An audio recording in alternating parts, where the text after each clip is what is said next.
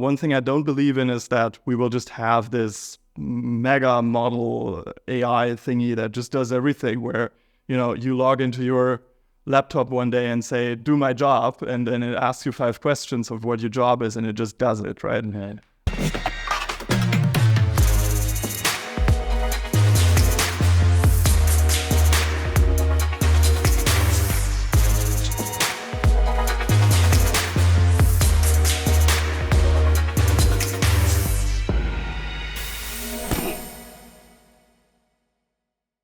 Hey everyone, thanks for tuning in to another episode of the Freight Caviar podcast. Before we do begin, I wanted to give a special shout out to Dynamic Logistix, today's sponsor of the Freight Caviar podcast episode.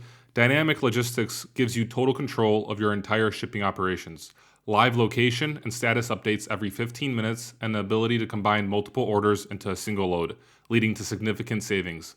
Check them out at dynamiclogistix.com. That's logistics with an X. Welcome, everyone. We're currently in Berlin, Germany, at the Levity.AI headquarters with the co-founders. Because I don't want to butcher any names here, I'm going to let them, kind of introduce themselves here and give their names, because I tend to kind of butcher names sometimes, so I won't do that. But this is awesome. So we got into Berlin. Berlin seems kind of like this. It has like that startup vibe here, and I heard there's a few companies in freight that actually are based out of Berlin.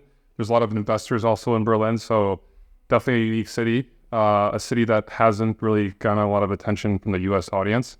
So really excited just to, sit down, have a nice conversation about both of you, what you're working on, and definitely diving into some interesting freight topics. So if you may, first, I'm going to let you pronounce your name. Gero. But what's a German name? Gero. Okay. I got to work on that pronunciation. Could you give us an introduction of who you are? Like, how did you get into this industry of freight? And a little bit about yourself? Sure. Yeah, happy to. So I'm Gero. I'm the co-founder and CEO of Levity. Thilo and I, we started the company together about 6 years ago. I actually was one of the first hires at Forto, which some of, the people who are into freight technology might know. It's kind of, they probably wouldn't like that if I said that, but they're like the European Flexport. That's probably the best way to introduce to a US audience. In Europe, they're very well known. So building like a digital freight forwarder from the ground up. And I used to be one of the first hires there in business development, got to know the logistics and freight industry back then.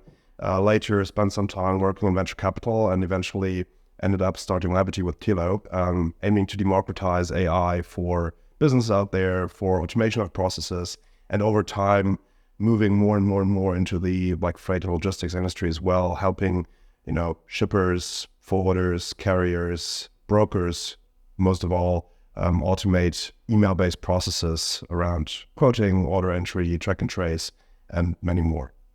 Love it.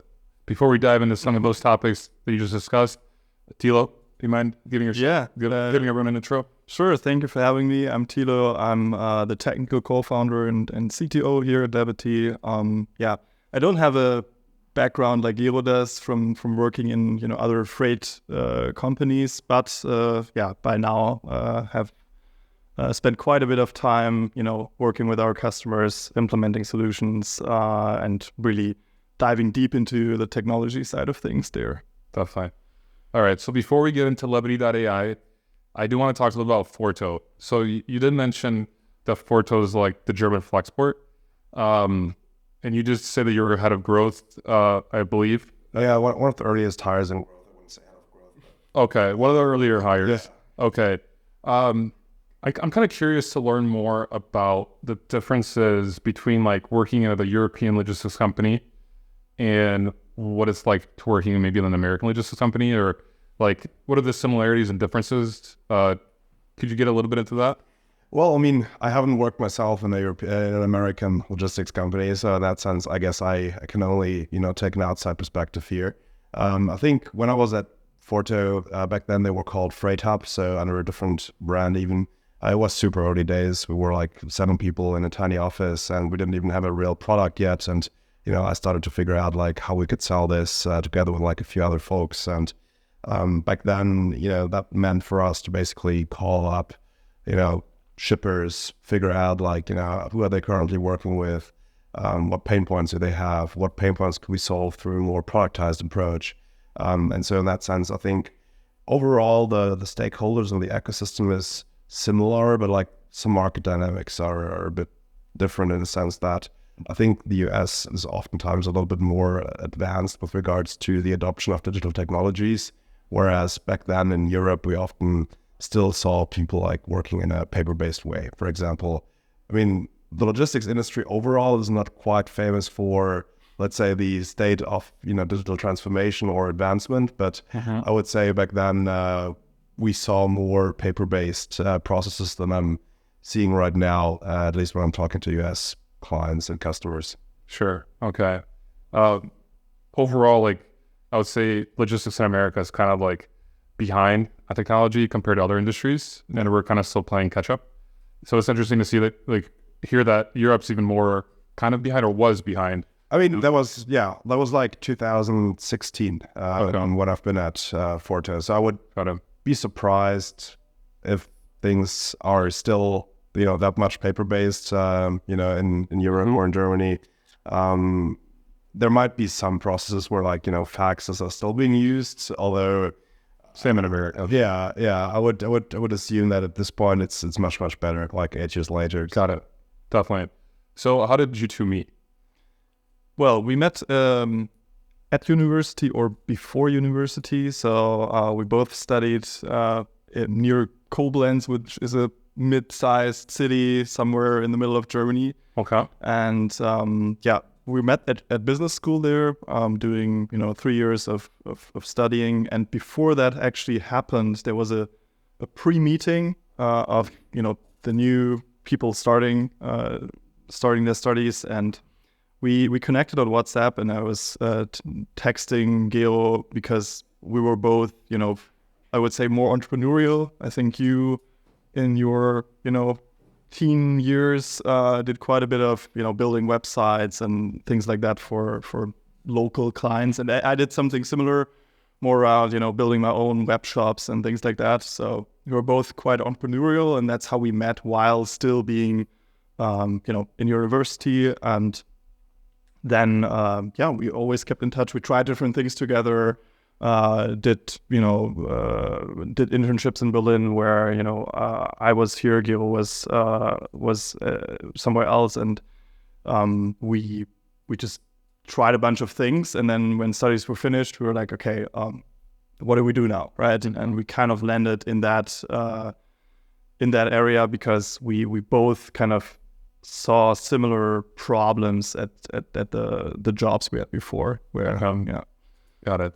And we were always both very passionate about, entrepreneurship, starting a company together. That's something that we've often discussed over the course of our studies. And it was always like an idea we had in our minds, like, we actually want to work together when, university is finished. And we also, I think both were always very passionate about like automating mindless work because, we are not the kind of people that like to do repetitive tasks over and over and over again. We both very much like creative work and spending time on strategic work, but not really on like the kind of mind-numbing tasks that a lot of people have to do over and over again in their daily lives. And so I think from the very beginning, like our idea over time, I think developed or changed a little bit based on the learnings that we've made along the way. But I think from the very beginning it was always about like helping people get rid of like mind-numbing dumb tasks that you shouldn't really be using the break for. Sure. Hey there, amazing listeners. If you're enjoying what you're hearing on our podcast, we need your support. It will only take a moment, but it would mean the world to us. Please make sure to hit the like button on this video, subscribe to our channel, and don't forget to share with one of your friends that would enjoy our content. Your engagement helps us reach more people and bring more awesome episodes to you. Thanks a million, and thanks for being part of the podcast community.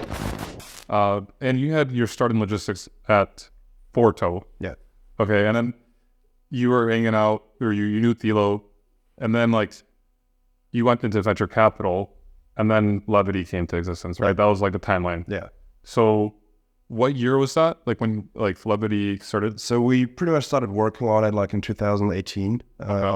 So for the first year. We then bootstrapped the company, just, the two of us working. It wasn't really a company, right? It wasn't even incorporated or anything else. Yeah, just from our living room table, basically, in our shared flats. And, we're working on that idea. And then in 2019, we basically raised some first capital from investors, incorporated the company. Okay. And crazy amounts, right? It's like 120K, something like that. Exactly.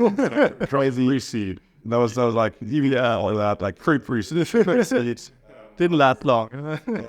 And then, end of 2019 or early 2020, basically, raised our first institutional venture capital round. Basically, with one investor from the UK, Angular Ventures. They have actually multiple logistics and freight tech investments by now, like Fixify, for example, and I think one or two others. Yeah. And in that sense, that's when things really started. We started building a team. COVID happened. We started building a team pretty remotely from day one. So we hired people in the Netherlands, in Germany, in Portugal, in the US, in other countries. And, that's still the setup we have to this point, where, Tilo and I were both based in Berlin, but our team is pretty much splattered across Western Europe and the US. And for us, that's pretty easy because we're also often on the go, traveling to conferences, seeing customers, etc. Yeah. So you have a very international team. Yeah. In October 2022, when you raised your seed round, which was a really big seed round, $8.3 million, which is awesome. Congrats on that. Nice. TechCrunch had the title of the article, "The Berlin Startup That Wants to Give Zapier a Run for Its Money." Yeah. So can you share more about like the vision for Levity then at that time? And has the vision or strategy evolved since then? Sure. Interestingly, that headline wasn't coming from us. So we had another TechCrunch publication earlier, which was way more, I would say, on point with what we were trying to say. But this one was, mostly the funding announcement and, back then, different times, 2022. I think it was announced in October, but it actually happened earlier in the year. And, sentiment was still a little bit different. So it was a good time to raise money, and we took that opportunity. But we never really saw ourselves as, someone who would, be a direct competitor to something like Zapier. Actually, at the time, we were actively also pushing our integration with Zapier, right? Yeah. So Zapier was a way to integrate us. Integromat, or now Make, was another way, or you could use our APIs. And at some point, we also started developing our own, workflow automation layer. But at the core of what we do was always the, AI bits. And what we mean by that in our case is extracting structured information out of unstructured data. And that could be an email, could be, a PDF attachment, something like that, where you need to get the same type of information out in the same way, but it always looks different because, your clients, your partners just send you stuff, right? Yeah. And somebody needs to pull things out and put them in the right structure. So that was always kind of the focus, and the rest, like, how do we integrate it? How do we connect it to your software? It's more like a, necessary helping factor to offer an end-to-end solution. Yeah. Okay. Yeah. So that headline was funny, and we were also a bit surprised to see it. Whatever. I mean, whatever gets the clicks. Did you get like any maybe like surprising, like, I don't know, like backlash or kind of like some? No. Okay. Then maybe Zapier like blocks you from. No. None that we're aware. They're really cooperative. I think we did quite a bit with them also. Not directly, but we're listed there. We get traffic from there.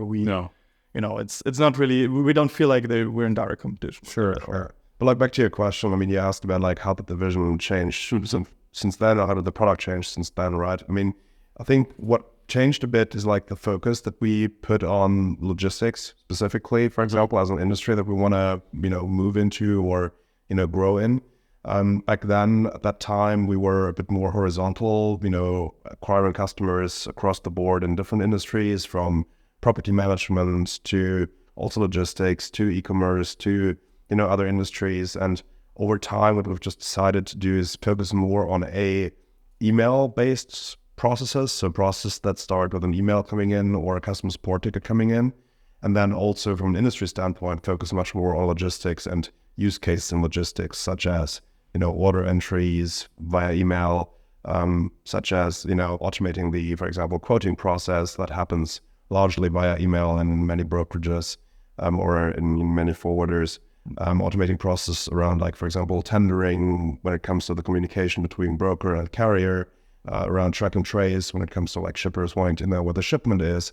And so a lot of the kind of very common processes that occur in, logistics when it comes to email-based processes. Yeah, but that focus or that decision to go more into that also didn't happen in a vacuum. So it was more that we saw the pull in the market, and for some reason, more logistics companies, turned up in our pipeline, and they were way more receptive to what we're doing and had higher budgets. They were moving faster, and it just, clicked with them and with us. And at that point, sometime last year is when we really decided to double down on that and try and go out actively to win more of these types of customers, especially in the US. We also have European customers, but yeah, there's also differences there, right, in how they buy technology. We saw that things are moving a lot faster in the US. Sure. So that's why we're focused on that right now. Yeah, actually, that's a good segue to this question, because I'm really interested. You're both born and raised in Germany, and you have like the European kind of like, maybe not mindset, but like, the culture, and there's different ways of doing business here. Can you a little bit talk about the differences that you've noticed from doing business with like European clients and American clients? Yeah, I think it's not only clients, right? It's also a general business culture kind of thing. So when talking to investors or even when hiring people, right? It's, I think, the same themes over and over again and maybe you can add your thoughts on that as well, Gero. But what I see a lot in Europe is that, risk minimization way of doing things and thinking about what could go wrong, right? And when buying technology, it's a lot about, data privacy and what if this doesn't work? What if that doesn't work, right? And you just have really long cycles when selling to these kinds of companies. But once you convince them, you're in it for 10 years, right? It's not going anywhere. So it's really, really solid, high quality revenue that you're doing there.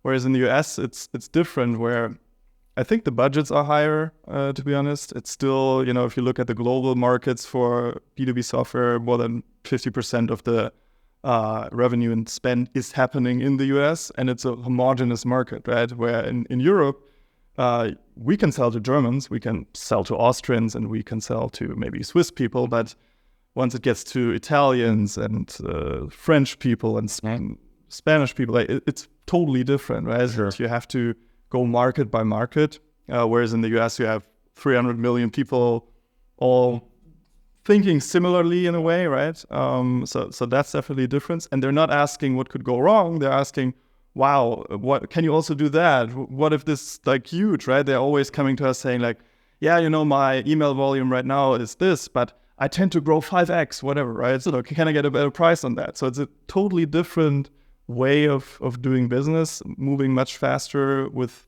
high conviction. But then you also, see things falling through and people, realizing, okay, it didn't work. Let's, winding down their business or whatever. So I think Europe is moving slower, but it's more, once something is established, it also stays, right? Yeah. So tough that. What do you think, Gero? Yeah, I don't have that much to add. I think I can very much kind of, agree with everything that Tilo said. I think, the mindset of Europe is often like slow and steady wins the race. In the US, it always feels a little bit like everything's moving faster. People are iterating quicker. And I think overall that leads to better outcomes, which is also why I like looking at, global productivity and GDP growth. You see that the US is doing a lot better at this time, in this timeline we're living in. Sure. So in that sense, I think, the US is maximizing for upside and European companies are often minimizing for, downside, basically. And as Tilo said, and I think beyond that, the second aspect is like, as Tilo also briefly touched upon, like geographic, basically expansion.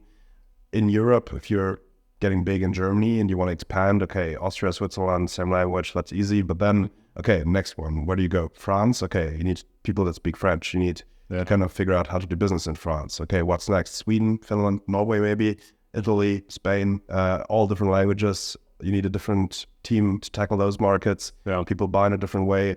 People use different systems. So in that sense, as Thilo mentioned, like in the US, if you sell to someone who's based in Ohio or to someone who's based in Arkansas or someone who's based in Wyoming or someone who's based in Kentucky or someone who's based in Tennessee or California, in the end, is not that much of a difference. There's like maybe some regional differences, but like overall, they all buy the same software. They all speak the same language. In that sense, they all have more or less the same mindset. So that's pretty straightforward. Like once you understand how to sell to, one of the markets. Of course. I read this book once, forgot what it was called, but it was a psychological book about like the cultural differences in business. Highly recommend it. It's such a great book. And it was like this psychologist who specifically was doing work psychology, and she was comparing like different cultures around the world. Like, so she did a lot of traveling and she like did a lot of different studies. And I remember reading it that like in when she was comparing the Germans work, like I guess psychology to the American, it's like you were just saying, like it's like risk minimization and you're also like really thinking through every decision before you actually do it. Whereas Americans are just I'm going to do it right now. And then like, if I fail, like I'll do something else. I'll figure it out like along the way. And so it's interesting to actually hear from you both. Like her study was like, it shows me that it was actually very valid. And it's a great book to actually understand, because when I lived in Ukraine for a while, I was reading this just to kind of understand like also their culture a little bit better. Because there I was like I was 24, but everyone was telling me like, Mr. Paul, like people that were 40 years old were coming up to me, Mr. Paul, like everyone that like was asking me like questions nonstop, where like they were just afraid to make a mistake. And it's kind of like comes down from like the Soviet times, where like you were like literally scared to death to make a mistake. So you'd always have like go to your superior and you'd always ask them for permission. So it was just interesting to hear that. And there's like every country is literally like a different, psychologically it's differently wired, different culture. And so like, whereas when you go to the US market, it's more or less the same, like you have obviously different regions, but the business mentality is there. It is actually a transgenerational thing, that you're saying it, right? You have a lot of people in Germany that are in their 30s, 40s, something like that. And they're really conservative also with their personal finances, right? So they're not investing into the stock market, things like that. And the reason is that 2-3 generations back, we had crazy hyperinflation. People lost all of their money, right? So they're trying to keep it together, and they're really risk averse and things like that, where other, cultures and societies did not have these kinds of events. And it's interesting that it goes through the generations, even though they didn't experience it, right? Definitely. Although it's a bit of a positive, like outlook on that, I feel like the younger generation that's like, let's say younger than 30 or so, that's entering the job market now, or like just, advancing in the job market in their first couple of roles. I think that generation has a much more international perspective, which is much closer to the US, more willing to take risks. And I think in the next 10 to 20 to 30 years, as this generation will take leadership roles in companies, etc., we'll also see a different mindset, advancing with like the older generation, like retiring, and the younger generation taking leadership roles and doing things a bit differently. And I think that's definitely something I'd expect to happen, to see happen at some point. But right now, from a just pure sales perspective, for us, we've always seen that the US market is much more attractive to basically tackle, because people are quicker to buy, people are quicker to see the potential of things, especially when you're a startup and you're just starting out. A couple of years ago, when we had a much smaller team than today, when we had much less customers and much less to show for than today, it was a lot easier to convince, a US company or person to, take a risk, buy the software, work with us, see the value, figure it out, instead of like a, German company that wants to see like a longer customer list first, or wants you to kind of have certain security certifications, or, this kind of stuff. Sure. Kind of curious in terms of like you were talking about the younger generation, are EVE stocks a thing in Germany? Like, They are like the stocks meeting their way into I mean, we do have the equivalent of Wall Street bets in Germany. Okay. So yeah. Okay. What are like the German companies that are like I don't know, the other generation is like investing in?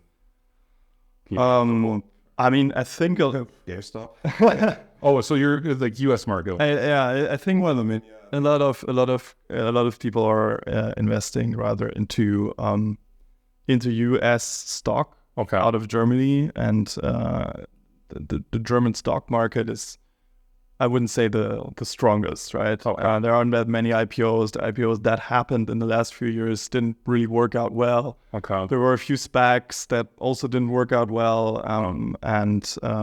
Yeah, I don't know. Like, I think if you look at the younger generation, which is investing at much higher levels, I would say the majority of the money goes into U.S. stock. That's why the U.S. stock is doing so well, because like the whole world is investing in the U.S. stock, which is, I guess, it's the right approach, right? If everyone's investing in there, it's better to invest in there. But okay, that's interesting to hear. And you also did mention like venture capital. This is like a startup city, Berlin. Like, how long has that been like going on for? Is like Berlin kind of like, you said Munich's a little bit bigger than for deep technology. Munich is a little bit more. Yeah, I mean, when it comes to VCs, I think Berlin is much bigger. Yeah. Munich's probably second. But I think when it comes to VC specifically, we've seen quite a big expansion in like VCs moving to Berlin, opening offices here, raising additional funds. So in that sense, a lot of international funds that opened offices in Berlin as well, or started hiring people here as well. So when I worked in venture capital like 7 years ago, when I was at Cherry Ventures, they were on their first fund, which was a $150 million fund. At this point, they have, I think, $750 million under management. So they've raised, I think, 3 additional funds. I'm not 100% sure about the numbers, but it should be roughly the case. And a lot of other German, VCs have raised like billions of dollars or euros in capital that they now have under management, new funds, a lot of capital flowing into Berlin-based companies, but also Munich is a destination or like a place where more and more companies get created, especially through that ecosystem of like the Technical University of Munich, which is a bit like the German MIT, so to say. They're doing super well. It's really impressive to see. And it's a great city and a great, place to live in general. And so in that sense, I would say back then in 2017, the VC ecosystem in Germany was not as mature as it is today. And there were not, like by far, not as many international investors, investing in Germany as well. So like right now, a lot of US funds are either, hiring people in Germany or at least actively investing in Germany. A lot of the UK funds, they have Berlin offices now and, have people in Berlin. Like, for example, the fund that led or co-led our seed round, Balderton Capital, they have a team on the ground here in Berlin now. Historically, they used to be just a London-based fund, and they used to be originally the London office of Benchmark Capital. So they basically were Benchmark Europe initially. At some point, there was a bit of a mutiny, and they turned into Balderton, which is their name since then. Early 2000s, and now basically, they also invest quite a lot in Germany, have a team here in Berlin, and a lot of international funds are basically taking this strategy. When I was driving here, I tweeted that I like an image that I'm on my way to visit you both, Levity.AI, and Ted Ailing, who's like the founder of Dynamo Ventures, like DM'd me. He's like, oh, you should visit like Ben, I forgot which company he's from, but then also he told me about Sender, because Sender has like their hub here, and he invested as a seed round, and so it just, for me, it was interesting to see that, like, because I know Dynamo Ventures has they've invested in a few companies here, and I kind of didn't realize, I guess, before arriving, that like there's like a big tech scene, freight tech scene out here, and you mentioned like a lot of venture capital firms from like London are opening up offices here in Berlin, so it's kind of like the gateway to the EU, but also like Germany is the largest economy in Europe, so it's like a great city. You have the talent, because you said that the university here in Berlin is like the MIT of Germany? No, Munich. In Munich, okay, and that's where they do the deep tech work. Yeah, the technical Okay, university. okay. But Berlin is like, I've only been here for a few hours so far, but I definitely get the vibe of like it being kind of like a young city where like there's like a lot of young energy. Yeah. And you definitely, from what I could tell, there's a lot of good talent to be hired here, and so.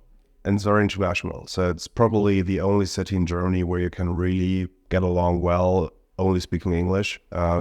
Munich could also work, but it's a bit more conservative or traditional, more German-speaking folks there who don't want to converse too much in English. But like in Berlin, for example, we have multiple team members who are based here who actually don't speak that much German, who get super well along in their daily lives just speaking English. At some point, many like decide to learn German. It's a difficult language to learn, but many decide to learn German because it helps if you want to stay here for longer. Sure. But in that sense, it's a very, very international city. Like all the larger German startups, like N26, for example, like the challenger bank that's going head to head with like Revolut, for example. They have like a lot of international talent here in Berlin, and serving many different markets from here, because there's a lot of international talent in the city. Sure. Okay, so I'm actually, before we get into Levity, I do want to hear, like, do you have any like funny stories of like working with US clients where you're like, you kind of like out of the blue, like the cultural differences kind of shocked you? Did you have anything like that? I mean, shocked in a positive way for sure. Okay, were they like, I'm buying right away, like kind of? Yeah, you recently had, right? Recently, yeah. I mean, awesome call on a Friday afternoon, where actually it came from the Freight Caviar newsletters. Yeah, Really? Yeah, Caviar newsletter. There you go. It works. we sponsored you guys like newsletter on a Thursday. Immediately, what happened was like 2 people booked calls on Friday. Okay. With me. They also knew our CS lead, right? Yeah, and there was like some existing connection. Sure. But one of the guys that I talked to the next day, he looked at it, was like, yeah, this is exactly what I need. We ended up extending the call from like 30 minutes to 60 minutes. He wanted a quote right away. I sent him a quote, and then we had a follow-up call on Tuesday, and he joined the call saying like, yeah, I just signed the quote. And so in that sense, something like this, like basically a 4-day turnaround, without like a process with like additional meetings or whatever, you wouldn't see it that often in Europe. Sure. And even in the US, that was super fast. And, we don't see that, that often. Usually there's a few more meetings, and, people need like some buy-in from additional stakeholders, but whatever.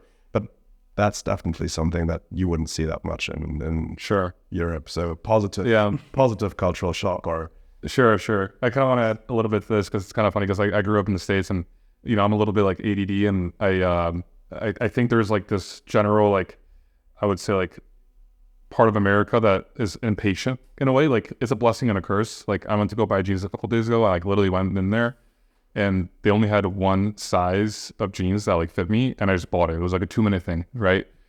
And I hate shopping. And usually if there's like something that like works and I like it, I buy immediately. I don't even think, and I think in like my fiance is like so much more structured, and she's like, when she's gonna buy something, she like takes her like days to think about it. Whereas me, I just like buy and like I'm good to go kind of thing. And if it doesn't work, then it's okay. But like it typically works, it kind of just, that's the American approach. And Yeah. you kind of touched on that a little bit. Yeah, I mean, same here. I'm wearing the same shoes for 5 years now. Whenever they're broken, I buy the same pair again. So Yeah. I can definitely identify way more with how Americans do business, and also with regards to implementation, right? Where I'm selling the product, Giro's also selling the product, but Giro's not the one implementing it. I'm kind of, whatever I'm selling, I have to deal with later on. But one of our clients, they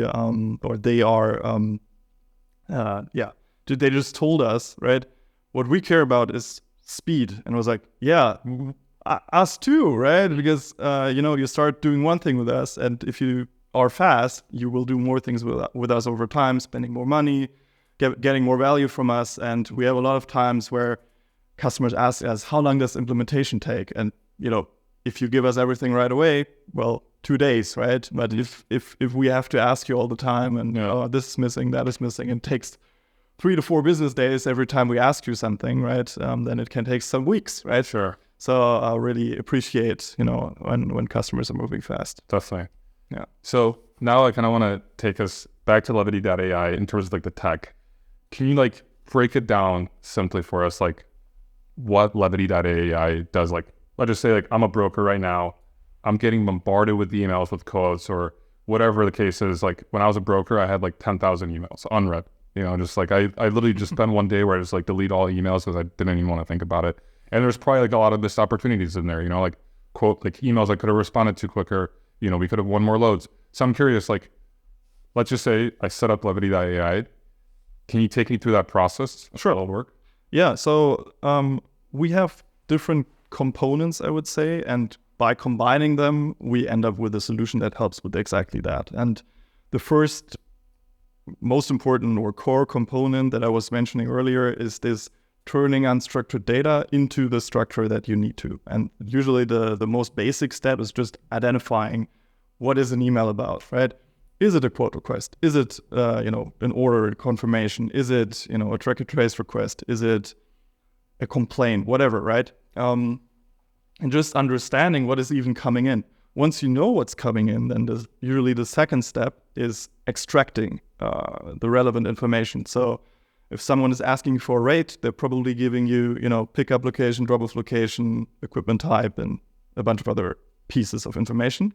But everyone is writing different emails, right? Some people, forward them in one way, some in other ways. Then you have different languages. You have, spelling mistakes, whatever it is, right? Mm-hmm. So that's where kind of the crux is, where, rule-based automation fails. You cannot say, if the word quote is mentioned, then it's the quote request, because the word can come in any, email, so it's not possible to put this into a list of rules. And we have customers that are aware of the problem, and they have created 2,000 inbox rules to kind of try and do this in a better way, but it just doesn't work, right? Uh-huh. So our software in the end, identifies what is coming in and then also gets you the right information out, no matter what the email looks like, and it puts you in the format that you need to, so that you could do something with it. So you can write a quote, so you can, enter it into your TMS or whatever. So that's the core of it. And then the second bit is the connectors to where that data is. So we have native connectors to a bunch of inbox providers. Of course, the basics like Gmail and Outlook, but also more specialized things like Front or Zendesk or something like this, where these things are coming in, so that it's not like you are using our software. So our end users are not really, actually not non-existent, right? Because it's something that lives in the background between your inbox and your TMS and your rating engine and your load boards or whatever software you're using on a daily basis. But it's not something where you have necessarily an interface, right? It's more like moving data from A to B, so that when you log in the morning, a bunch of stuff is already taken care of. So we connect to the inbox, we connect to the TMS, we connect to different things. And the third component is then defining what is happening actually, right? The logic. So okay, I'm getting a new email, and that's probably the Zapier part, right? I'm getting a new email. What should happen? Okay, first I want to know what it is. If I know it's that, then I want to pull out this, right? Okay, I've pulled it out. What now, right? Okay, great. I want to push this to green screens, so I get get a rate for it, right?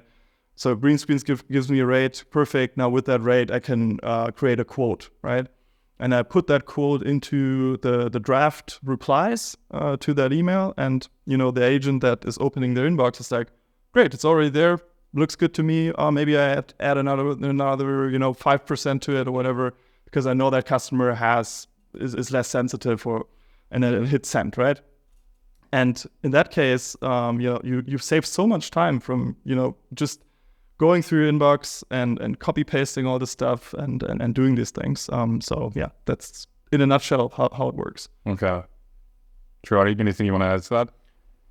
No, I think that was a pretty good description. I think in the end, it's a set of Lego blocks. Yeah. I often like to describe. I love Lego, so perfect. Perfect, yeah, exactly. So you just define your process that you want to have, set up. Yeah. We connect to different inbox tools Thilo mentioned, Gmail, Outlook, Front, Zendesk. You say like, okay, let's have a first AI look at it and, for example, classify/categorize the email, quote request, track and trace request, something else. Okay. Yeah, the Lego block thing is actually important because for two reasons. First reason, everybody's doing business slightly differently, right? If you just look at the TMS space, it's as fragmented as the logistics market is because whether you're doing FTL or LTL or cross-border or, multimodal, blah, blah, blah, whatever, there's always a perfect solution for you, right? That is a little bit better than a general product, right? So that's why it's inherently fragmented, but it also means that everybody is doing things slightly differently, right? Of course, everybody is quoting business, right? Of course, everybody is tendering things, but there are these slight differences in the workflows, and we're not trying to impose on someone to say like, hey, we have another tool and we're now going to tell you how to work with it. But instead we try to give you blocks where you can decide, okay, this is how I'm working. This is how I'm going to define my workflow. And it just integrates seamlessly into how you're already doing things instead of telling you, well, we know best how you do your things, right? Because we have customers that try different solutions and they told us, hey, they forced us to forward all of our emails to their solution, and then our agents had to learn that interface and they had to do it that way and blah, blah. And it's just, other providers try to force their way of doing things onto you, whereas we try to just live in the background between what you're already doing, how are you doing it. And the second factor of why this is so attractive to many of our clients is they might start out with one thing, but because of the modular nature, they can do 5 different things, right? And I think everybody is getting a little bit tired and, of using more and more and more software. And we're trying to really consolidate things where it's like, you can use this for 5 different things. It's just a matter of your imagination in the end. Yeah. Hey, everyone. Thanks for listening to the Freight Caviar podcast. I just wanted to give another special shout out to Dynamic Logistix. Dynamic Logistix gives you total control of your entire shipping operations, live location and status updates every 15 minutes, and the ability to combine multiple orders into a single load, leading to significant savings. Check them out at dynamiclogistix.com. That's logistics with an X. Like there's like a lot of tasks that individuals do on a daily basis that are somewhat mindless, going through all your emails. It's like, how much time do you actually waste of like time that you could be very productive doing else things, prospecting or actually meeting clients face to face. So it saves you a lot of time, makes you more efficient. I just want to break it down a little bit more for our audience, just so it's a little bit clearer, just so they could understand a little bit better. So like, let's just say, for example, you get a quote from Chicago to Louisiana, and it's from your, one of your best customers, and they input all that information, and you're using green screens. So there's that. Like Levity.AI will realize that this is a quote from an email. Yep.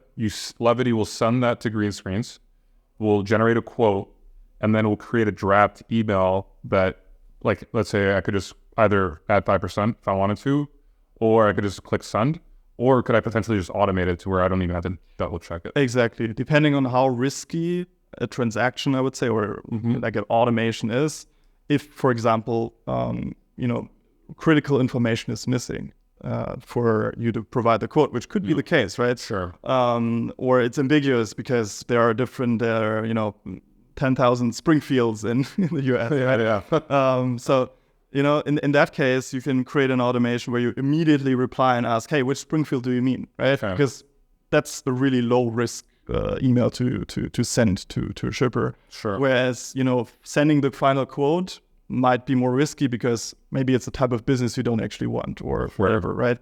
And there you can still kind of create these human in the loop, human review kind of workflows where all of the busy work, the copy paste is taken care of, but the final decision and the final review is still done by a human. Yeah, okay.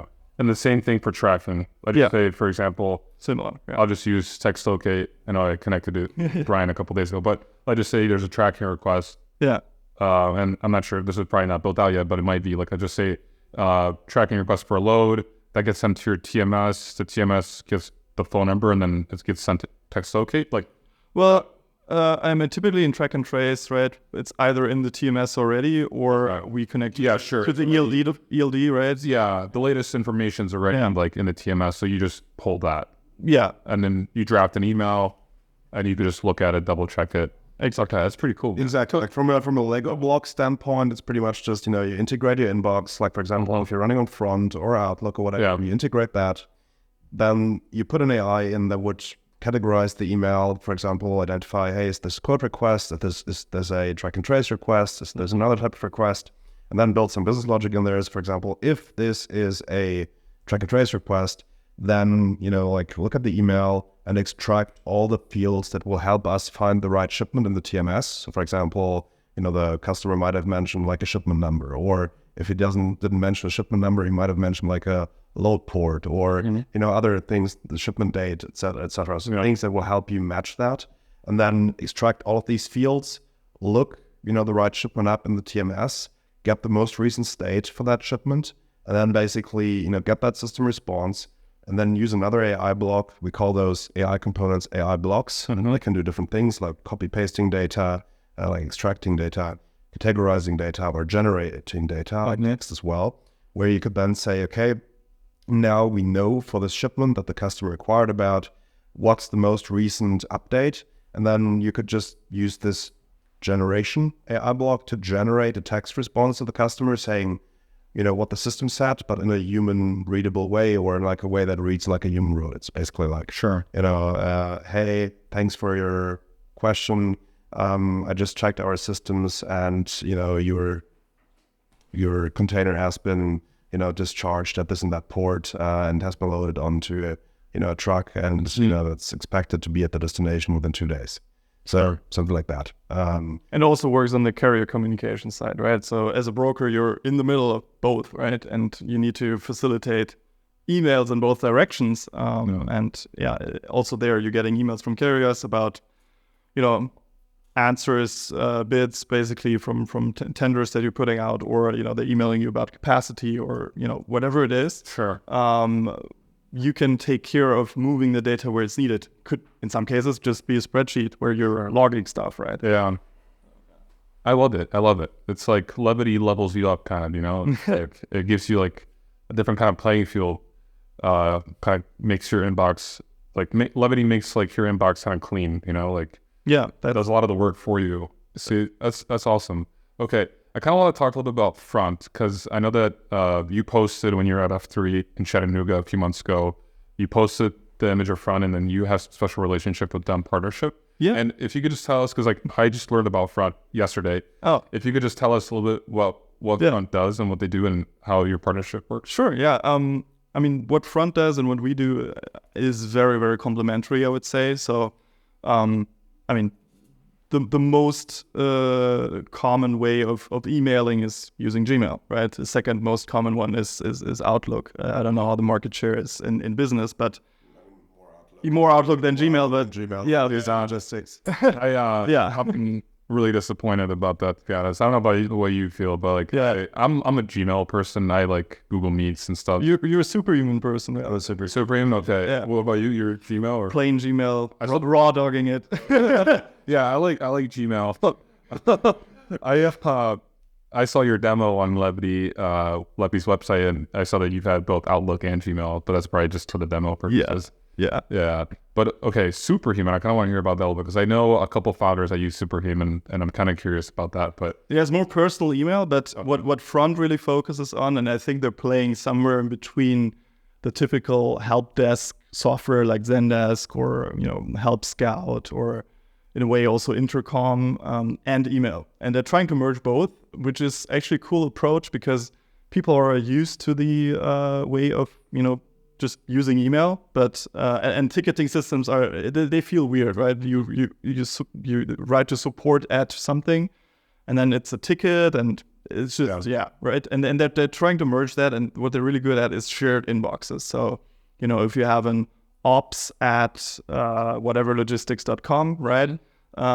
They make it really easy for the whole team to kind of collaborate on that and have an interface where things don't get lost, right? Okay. So it's just a better way of doing email, right? Like not like Outlook, not like Gmail, just really good for teams working in one inbox. And we have a partnership with them an integration that we're building where we also have a Gmail integration, we also have an Outlook integration, but Front obviously has more tools, right? So you can assign emails to people, and you can do all sorts of different things with their API that you cannot do with Outlook. And we just plug in right there, right? Wherever the gap is kind of between your other systems, your accounting system, your ERP, your TMS, your rating engine, whatever, and email. Right, and that's not what Front is solving really. It's just for a better experience for the end user, and we're partnering with them to bring all that in and basically fill the gaps when it comes to basically not even letting it come to an email, right? So just taking care of things that were usually taken care of by humans, and not letting them take care by humans. Yeah. Okay. Yeah. It's cool. So if a freight broker were to have Front, which many do, that's actually interesting to hear. And any freight broker that's listening, they probably I think Echo Global Logistics is a customer. Okay, yeah. Awesome. And they did like a demo at F3, if I'm not mistaken, right? Yeah, they did. Yeah, I missed that one. I was there for a few of them, but I must have missed that one. Okay, so I'm also kind of fascinated by the fact that there's like companies. So it's like you said, Front doesn't only serve the logistics industry. It has, Logistix makes a large pool of their actual customers. Yeah, I think they have 500 3PLs as customers roughly. Yeah.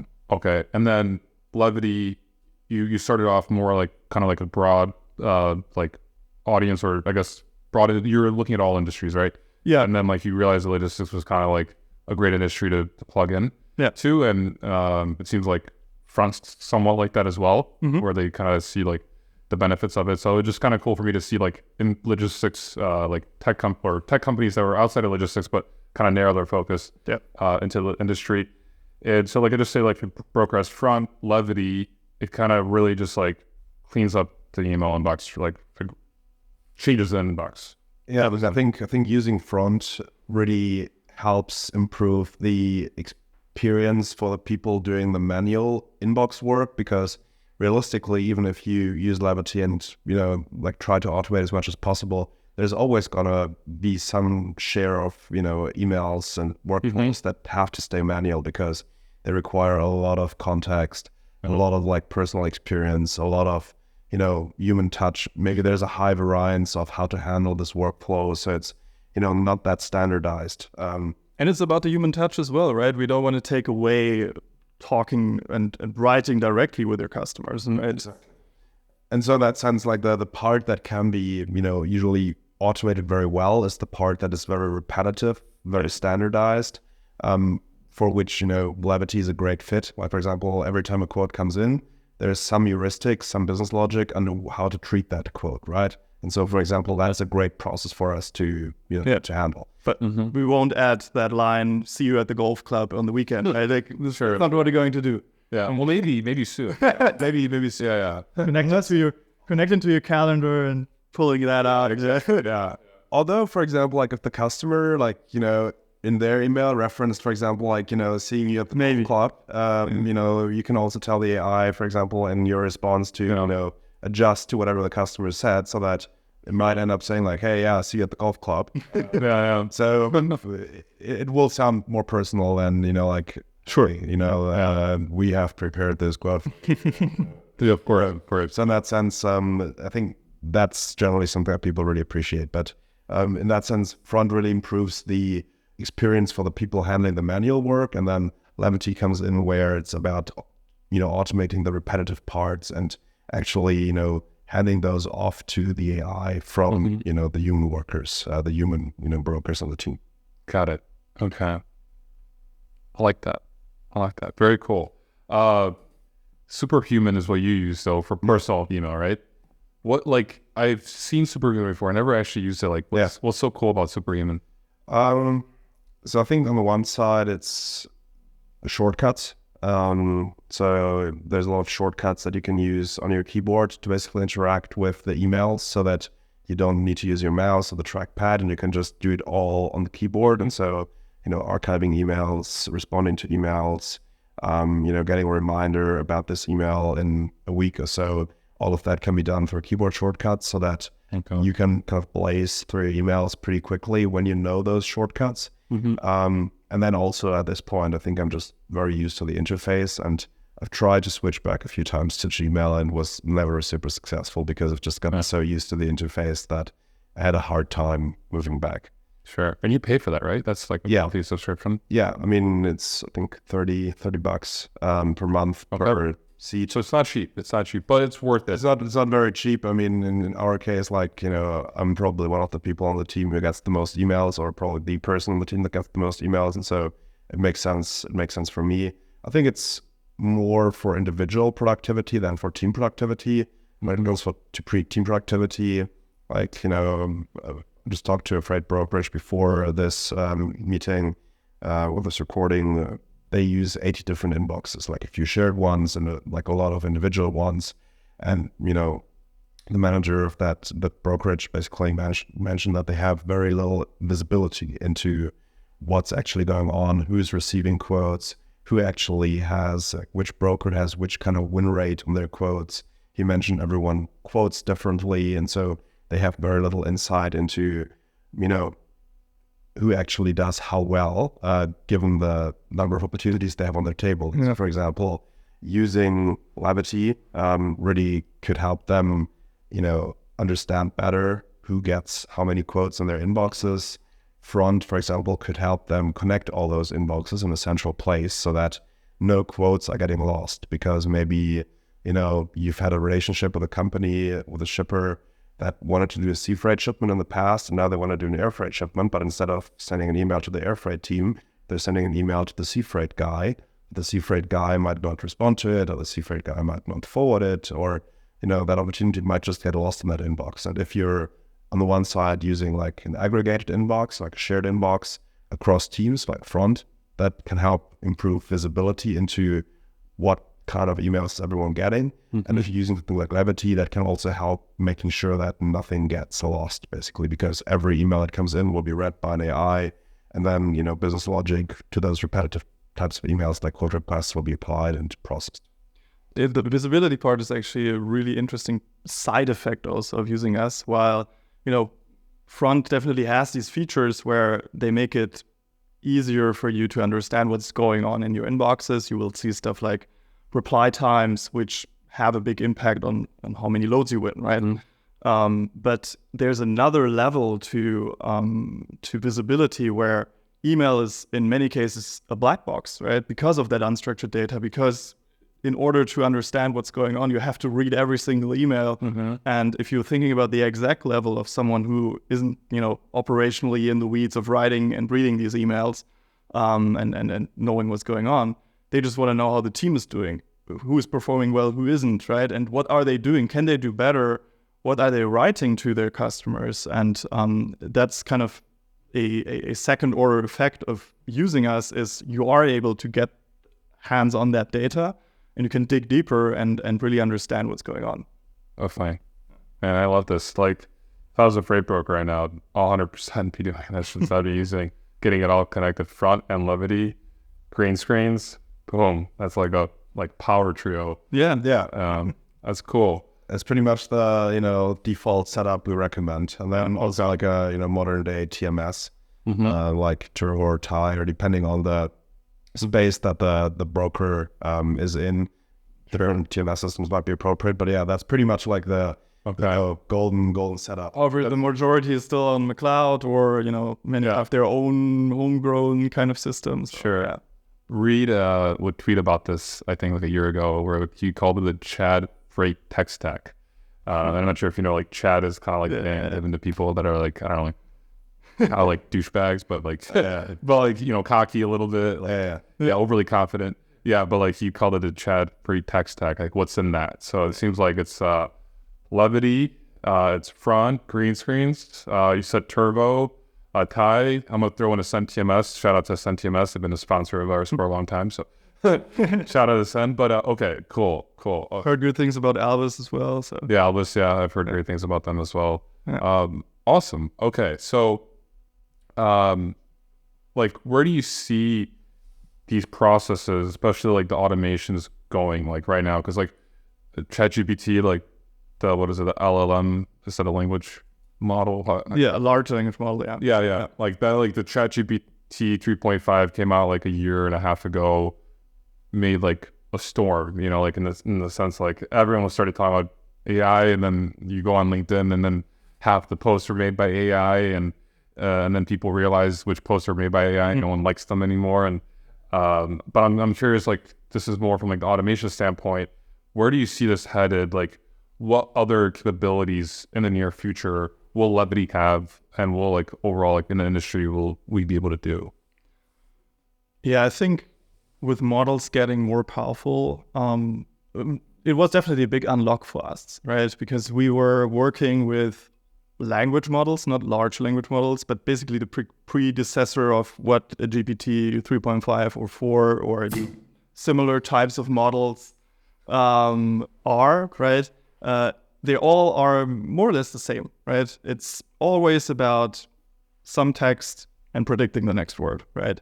And that is really helpful when you're writing stuff, but that can also be helpful if putting out the sentence, is this a quote request? And then the next word is yes, right? And that's how that works. But for us, it was a really big unlock, because when these models were less powerful, all clients that came to us, all customers, had to, first of all, get data out of their system and collect examples of, 100 examples of a quote request, 100 examples of, a track and trace request.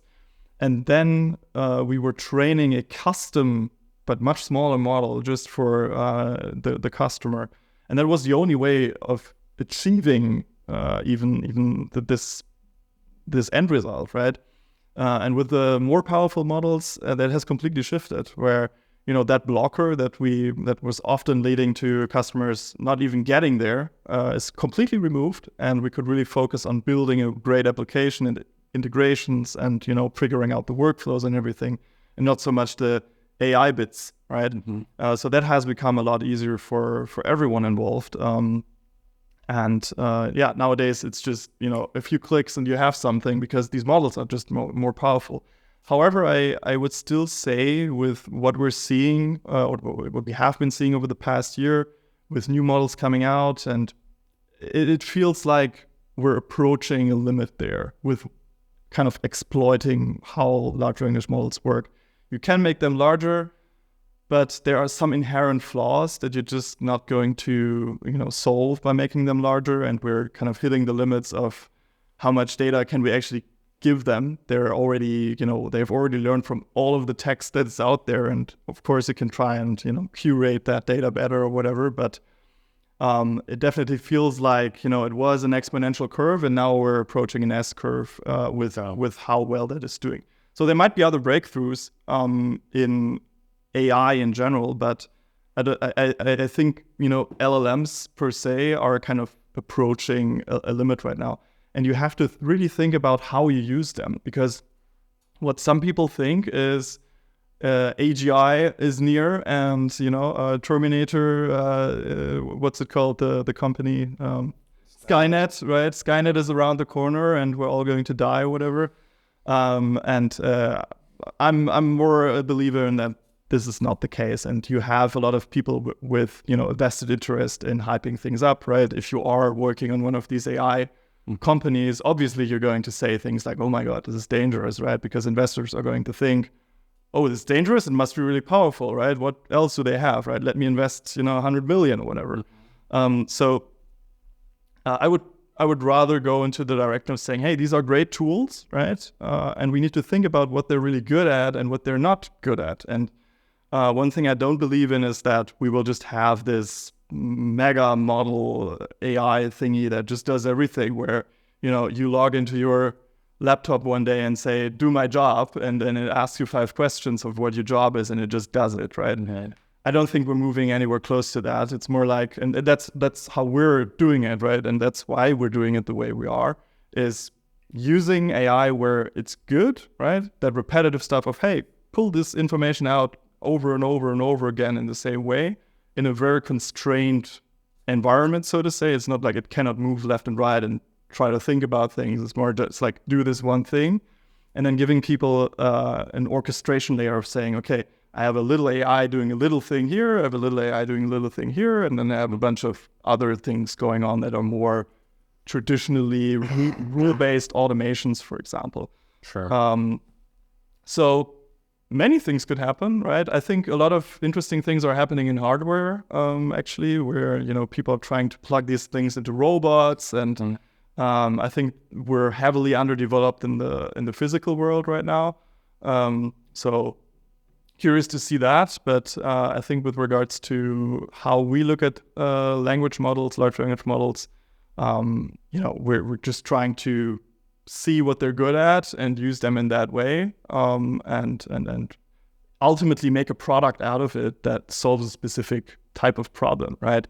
And yeah, I mean, ChatGPT can do a lot of things, right? But it won't quote your freight, right? Yeah. Not going to do that. But the underlying technology can do the same thing, right? So you need to kind of wield it in a way and put it into an actual end user usable product to create value. Yeah. Okay. Got it. Chiro? How do you do that? Yeah, I mean, I think from our perspective,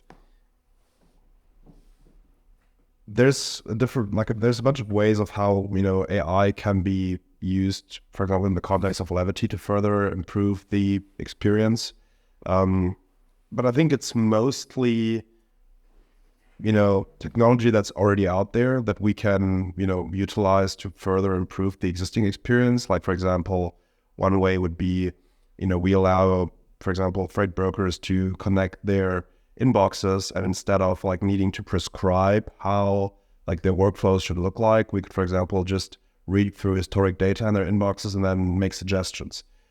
But that's nothing where, for example, you know, we would need new AI technology that doesn't exist yet. It's more like those are product features based on AI that we would have to build that we haven't built yet, because right now you know, log in, you create an account, you need to bring your idea on what you want to automate, how that, you know, business logic should look like with you. Yeah. But there's more creative ways of how to use AI beyond just the pure raw functionality to further improve user experience. That's very true. I think the way we're looking at it always is thinking about what's the most difficult and most time-consuming task when building these automations. And right now, in the beginning, it was purely the machine learning AI stuff, and it has shifted a lot into the integration pieces.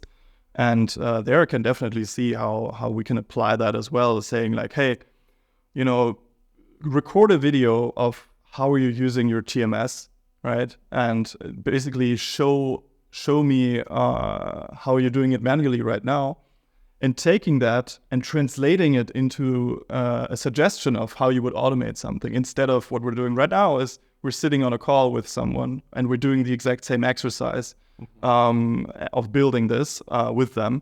But I can very well see how, again, AI kind of can translate that unstructured blob of information in form of a video into something that actually does something there. And one thing I just had to think about, shout out to Happy Robot. I don't know if you... Of course. Yeah, I met Javi at Freightwaves as well, and he was just starting out. The photo you posted with him, yeah. Yeah, exactly. And there again, right, they know what AI is good at, right? They can transcribe text and, you know, turn it into text, and then transcribe voice, turn it into text, put it into a large language model, interface with a TMS, and then also have a text-to-speech layer. And the end result is that you have a AI phone agent, right, which also takes care of the things that we can't take care of because we're purely email-based, right? That's right. And they're also, well, they're both from Spain, brothers. Yeah. And I know Pablo, I think, is... I'm not sure. He was in Germany for a while too. And yeah, he was actually at the TUM Munich, I think. Yeah. Oh, okay. I think so. Okay. So you don't quote me on that. the German MIT. Yeah, exactly. Yeah, I think that's where he was. Yeah. Okay, that's cool. It's nice to see like European companies penetrating the American market? Because usually it's vice versa. You know, it's usually like American companies penetrating the European market. Yeah. So it's cool to see that happening. Although I think it's happening more and more frequently.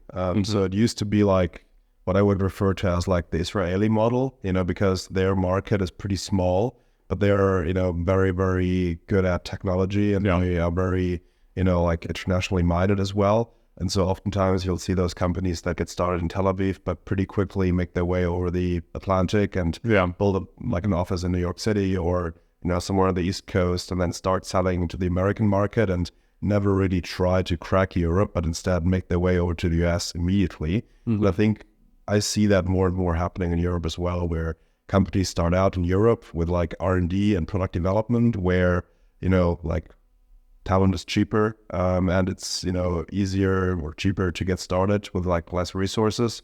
And then as soon as you have a product to sell, as soon as you want to kind of go to market, you basically go to the US right away. Didn't Sender acquire the Uber European business? I think so. Yeah. It's kind of complicated because there was an article that came out like a week ago saying that Uber Freight wants to like triple their European presence. I don't know exactly. Maybe just a part of it, or I think a part of it, yeah. There is some connection between the two companies, but what I did read was that Uber Freight in the latest quarterly report stated that they're focused now more on the European market than the US market. Okay. Which, like, this is just my opinion.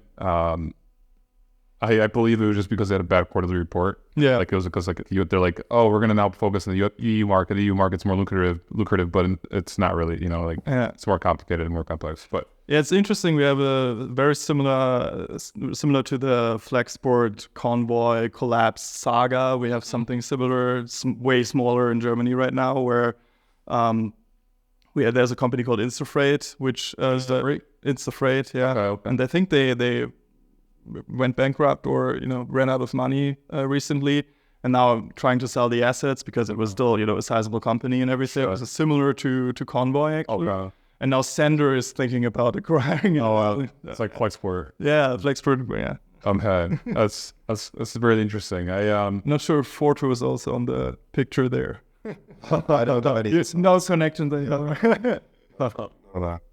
I was speaking to a freight factoring company out of the Czech Republic a couple days ago, and we're kind of discussing like doing like an article comparing the differences between the EU market and the US market when it comes to like technology providers and overall like how it looks like.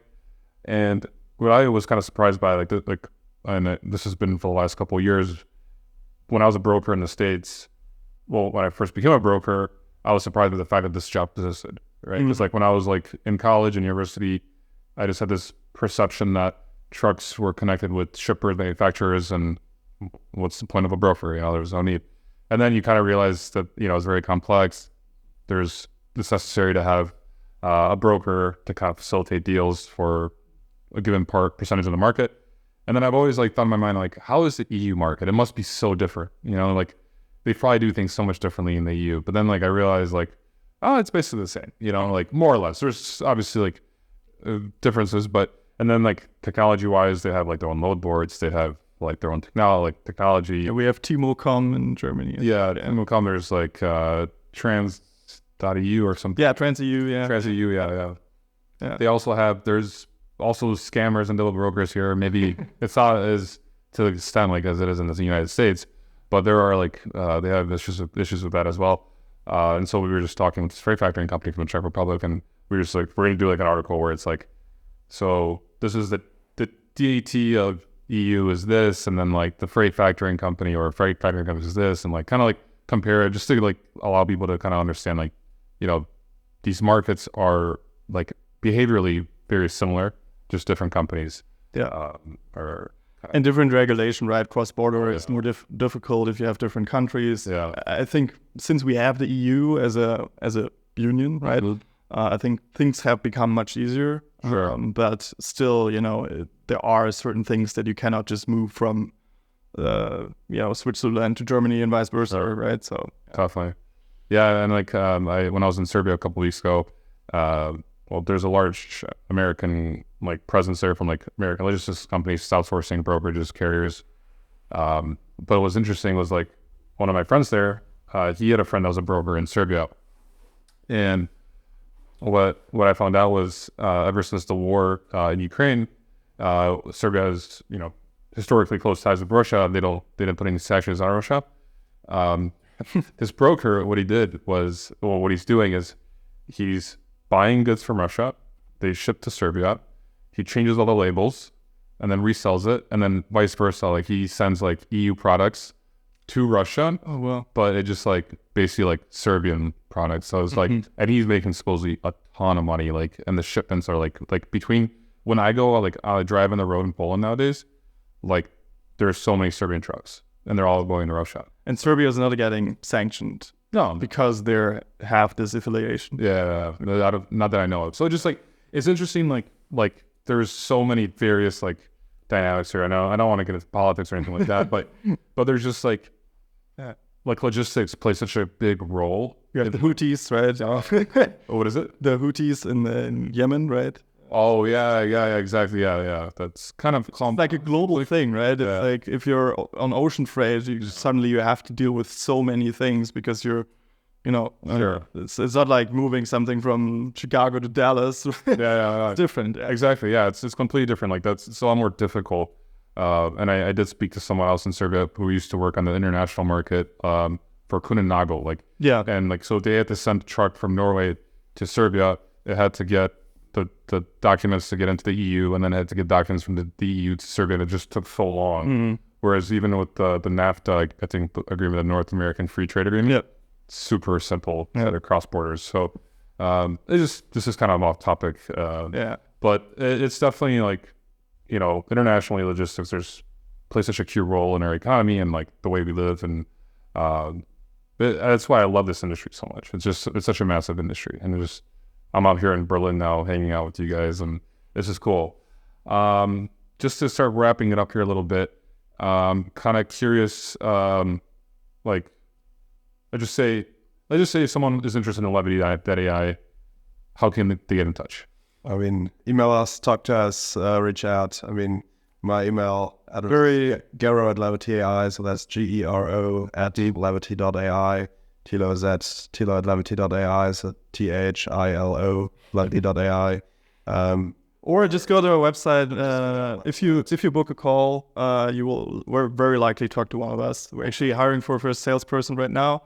So if there's anybody out there that feels like they want to sell our software, in the US, in the US, and they should have freight tech selling some experience, some years of experience selling, ideally to freight brokers in the American market. Ideally, working for a freight tech company at the moment. But if you're a broker, you go to a website, you book a call, there is a 99 or 100% chance that you will end up with one of us. Okay. Yeah. At the moment, until you hire. At the moment, That wasn't right. That's all higher. And you'll be at TIA in a couple of weeks. I'll be on TIA in Phoenix. This episode might actually come out while we're at TIA. Yeah. But yeah, you'll be at TIA. Tilo's going to be at Brokers Carrier Summit. Perfect. So we'll see each other at cool places. Awesome. I actually kind of want to do this real quick. Can you teach me how to pronounce your name properly? My name? Yeah. So the German way? Yeah, the German way, yeah. Okay, so Gero. Gero. Gero. Yeah. The difficulty is in the R. Gero. Yeah, don't roll it that much. Okay. Gero. Yeah, Gero. That was good. Okay. Yeah. But for the Americans, usually Gero is a lot easier. I'll be at TIA after like drinking some tequila, big Gero, and everyone's gonna Exactly.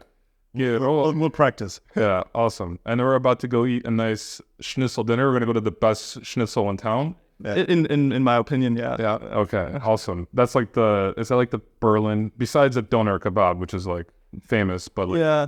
I mean, I think doner kebab is actually a German invention with Berlin-based with Turkish influence, but schnitzel is actually Austrian. So. Schnitzel is Austrian. Yeah. But still, okay. I mean, very common. We like it in Germany.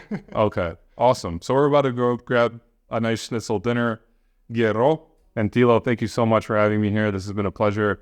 I look forward to seeing you at TIA and you at the Procure Summit in a couple of weeks. Likewise. Great to have you. Thank you for having us. Awesome. There we go. Thanks for tuning in to the Daily Freight Caviar podcast. If you enjoyed the podcast, or if you didn't, leave a review. Let me know what you think. I appreciate any feedback. If you'd like to have more Freight Caviar content, go to freightcaviar.com and subscribe to my email newsletter.